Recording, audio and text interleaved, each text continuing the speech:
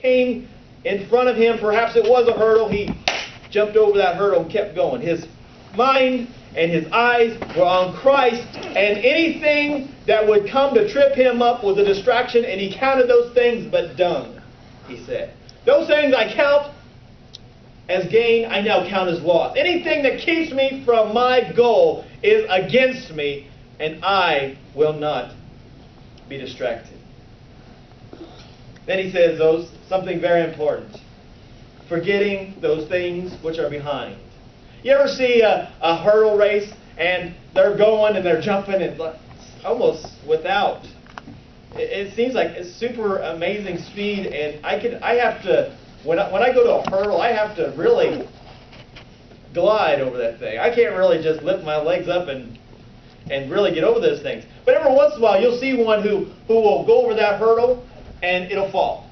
You ever seen where that happens, where their toe might have hit the hurdle? Do they stop, turn around, pick it up, and then keep running? Have you ever seen anybody do that? No, of course not. Forgetting those things which are behind. Forgetting those things which tripped me up in the past. Yes, I've made mistakes in the past. Yes, I've made successes in the past. I work with a person who prides himself on being a tenured person in the place we work. I've worked here for 10 years. Okay, great. And in that 10 years I've done this, and this. And he reminds us, unfortunately, almost every time I see him. His mind is in the past. And sad to say that it's so much that he's tripping over it as he goes. You may have done great things for God yesterday, but what are you doing today, and what will you do tomorrow? You ever hear someone who's not in church today? Well, I used to go to church all the time.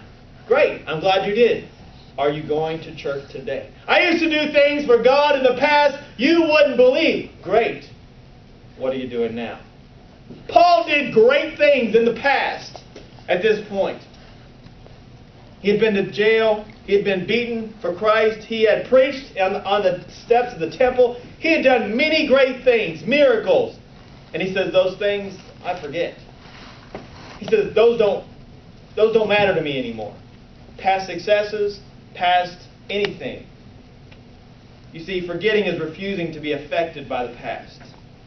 The past did him no good in reaching his goal, whether it was a past failure or a past victory. Even Christ tells us in Luke 9:62, no man having put his hand to the plow and looking back is fit for the kingdom of God. You ever see those old-time plows? You know, they've got the horse in the front, you know, like that. Well, the horse is what keeps it going, but it's the person who directs that line. You ever see anybody doing this? I dare a person to make a straight line, looking back.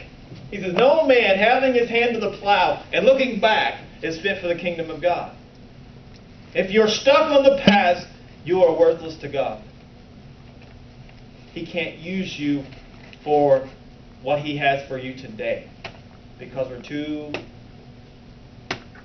our mind's too dwelt by the past.